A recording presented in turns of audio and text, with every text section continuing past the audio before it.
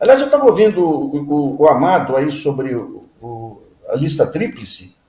É a discussão do momento, gente, porque eu vou ter problemas em casa aqui, que eu sou casado com uma grande procuradora, professora da lista tríplice.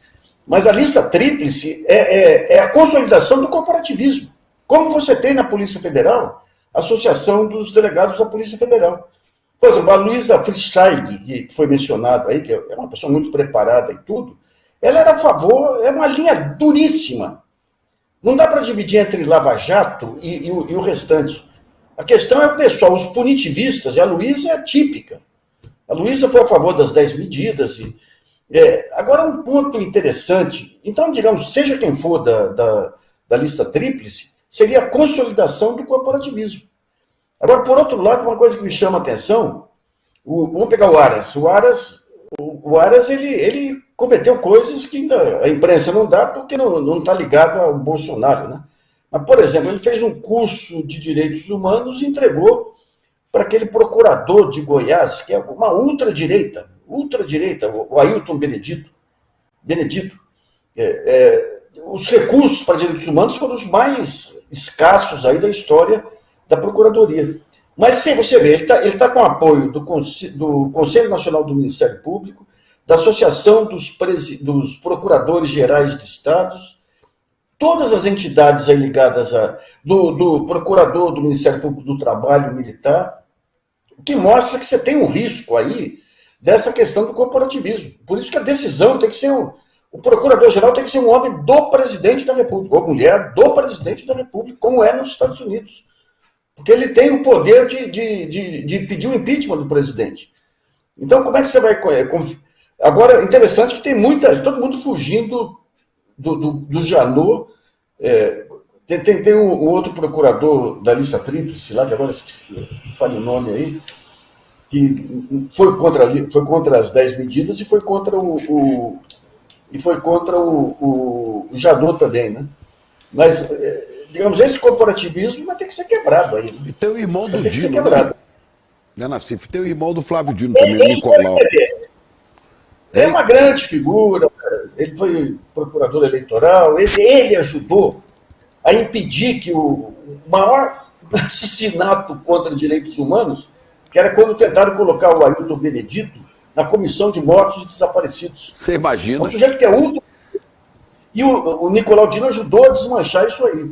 Mas ele foi o mais lavajatista dos ministros, dos procuradores.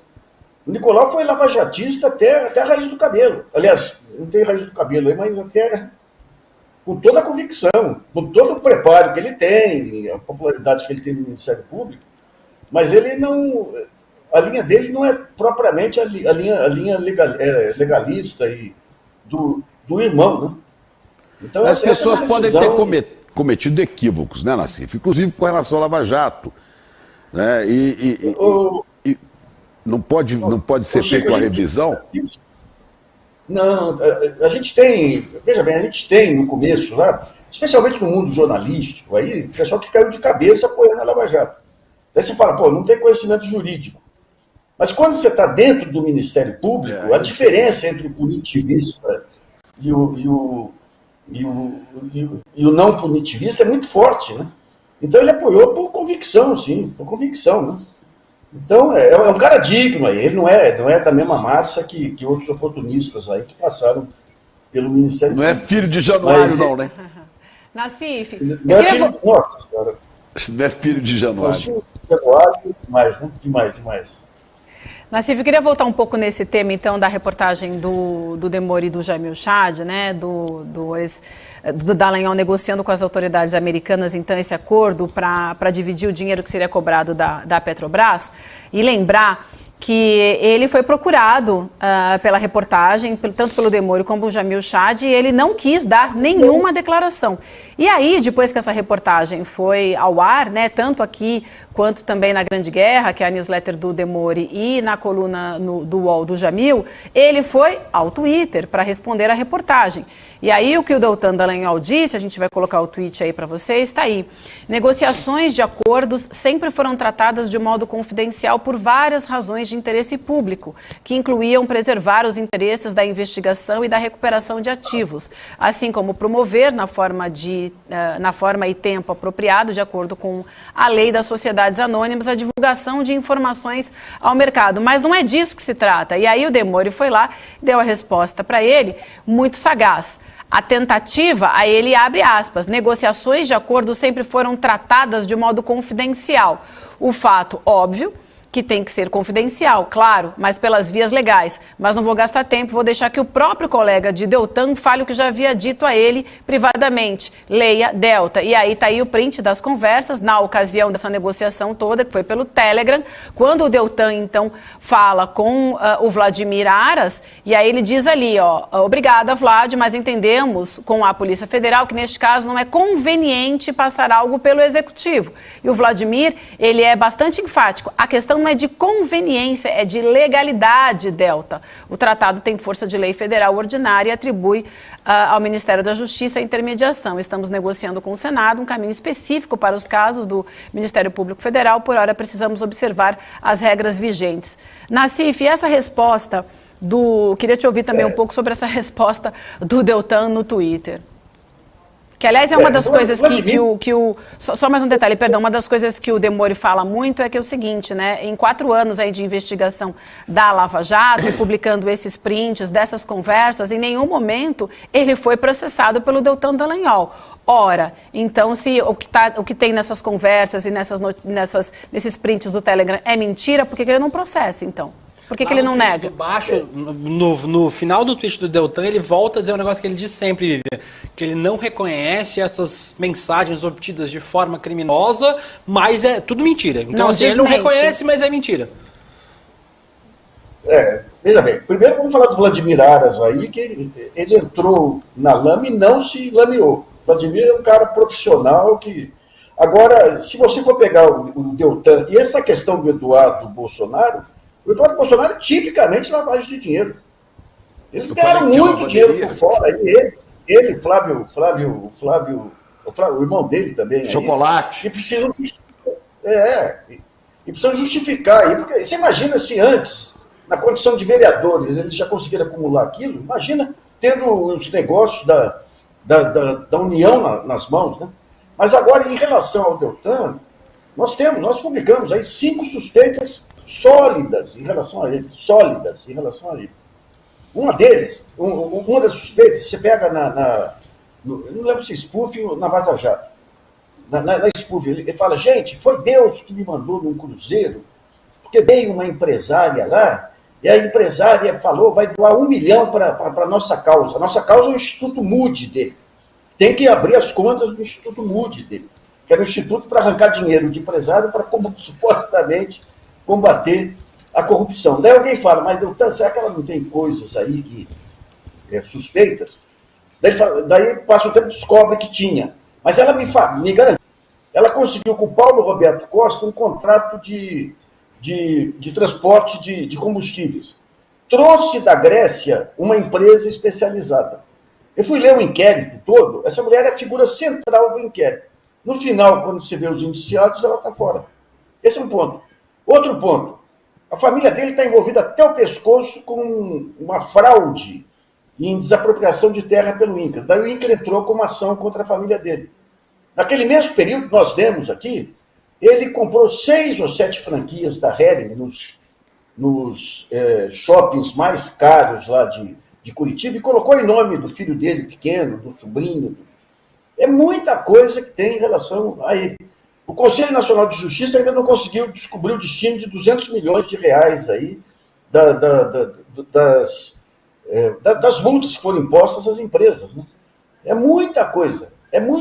Sem falar daqueles 50 mil dólares mensais que eram depositados pelo Dario Messia, o doleiro. Daí você fala, não, mas qual a prova que foi pago, que o advogado recebeu e pagou? Eu falei, a maior evidência é que o Dario Messia, que era o doleiro dos doleiros, e mais um japonês que era doleiro da Odebrecht, jamais foram incomodados por eles. Inclusive o Paludo depois, em um dos inquéritos, isentando o Dario Messer. Como é que fica? Olha, a Lava Jato ainda não começou, o raio-x da Lava Jato ainda não começou. Ainda não começou. É muita coisa aí que vai ter que ser levantada aí. A própria... E chega no TRF4. Então, você pega o TRF4, como que tudo isso passou incógnito pelo TRF4? Como que explica? Sem contar as maracutaias lá em sentença. Aliás, foi o Flávio Dino que me explicou uma vez, aquela sentença que deu os três juízes, os três desembargadores deram o mesmo tempo de pena para o Lula. Por que aquilo lá? Porque o Moro faz uma denúncia, tem uma denúncia contra o Lula, mas num período que o Lula não era mais presidente da República. Então ele precisou trazer o início da denúncia para 2009, quando o Lula era presidente da República. E não se tocou que o Lula tinha feito 70 anos, então você tem um cálculo de prazo desde o início da denúncia que reduz pela metade a pena. Então ele ia sair solto. Então precisava aumentar a pena dele. Daí o que faz os três desembargadores lá, os três sobrinhos do Pato Donald, né, que falava tudo igualzinho lá. Você pega 5 denúncias contra Lula, cada denúncia tem um tempo de pena. E eles conseguiram pegar nas 5 denúncias o mesmo tempo de pena para os três. Para quê? Para impedir que houvesse aí embargo de infringência e tudo mais. Né? Então vai ser, olha, gente, está começando, né? E você vê, o Apio, no pouco tempo que ficou lá, destampou aí a caixa de Pandora e já teve todo esse processo. Né? Mas que coisa, rapaz, que coisa. Né? Você foi no país nas mãos de uma organização criminosa, efetivamente, e a cegueira total da imprensa lá de aceitar esse jogo. Ia limpar o país, gente. O Brasil ele tem um nível inteiro de informação, Supremo entrando nisso, Barroso pegando a bandeira, saindo que nem um porta-bandeira da Lava Jato. É um momento É a cultura do denismo, é a cultura do denismo, do moralismo, que é, segundo o Nelson Rodrigues, o último reduto dos canalhas. É essa cultura que vem lá de trás do denismo, da moralidade pública, né? A anticorrupção sempre dá nisso, Nassif, sempre dá nisso. Né? Agora deixa eu pegar é um discurso muito sedutor, né? Mas deixa eu pegar um comentário que você fez, Chico, que eu estou terminando um artigo sobre isso, aí, sobre a falta de função das Forças Armadas. Sim. Lá nos longínquos anos 70, a primeira capa, a página amarela, de entre as páginas amarelas que eu plaquei na vez, foi com o Fábio Comparato. E o Comparato analisava isso. Qual é a função econômica das Forças Armadas? Não serve para nada. Então, eles têm que achar uma missão. Então, cabeça vazia, sem ter uma missão, o que eles fazem? Vamos governar um país. Mas um ponto muito importante, vamos pegar um setor de pesquisa e inovação, que você lembrou também. Quando você pega os anos 70 ainda, você tinha militares com projeto de país. Você tinha a CEGEL, que era um baita centro de pesquisas energéticas, que foi criada pelo Dias Leite, que foi um cara relevante, e depois mantido pelo Shigeaki Ueki. Agora você pega o almirante, como é que chama esse que foi Bento Albuquerque. Bento Albuquerque. Bento Albuquerque. O jeito libera a maracutaia da Eletrobras. Faz todo tipo de jogada aí. Você pega a Eletrobras, não tem coisa de maior relevância para a segurança nacional. E um almirante ligado à energia nuclear, não pode nem alegar ignorância, permite essa maracutaia. Ou seja, nós temos hoje forças armadas. Nuclear na mão de militares, hein? É muito perigoso você deixar projetos de energia nuclear na mão desses militares. E já fizeram um bom trabalho. Eu tenho até um orgulho de ter sido uma vez. Já fizeram uma coisa. Me deixa eu propor uma coisa.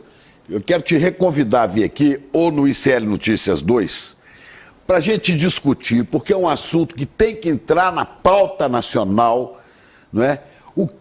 Qual é a função, né, além da função constitucional que está explícita das Forças Armadas, mas o que é, né, que a sociedade pode propor para as Forças Armadas, para que eles aos quais nós armamos, né, para funções claras e que hoje se metem em tudo, que parecem não ter nada para fazer e que torram quase a totalidade do seu orçamento em folhas de pagamento e gente que não tem nada para fazer e acaba fazendo besteira. Você topa voltar nisso? A gente vai fazer uma discussão sobre isso.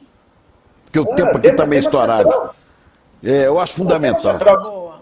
Tá? Você pega aqui, só para terminar, o monopólio da força, que devia ser das Forças Armadas, até disso eles abriram mão, permitindo essa inundação de armas aí no país. Isso. A gente estava falando hoje de arma aqui, é exatamente isso. Não querem controlar mais nada, não querem saber de nada. E ficam até fragilizados em relação a todo mundo que está armado por aí.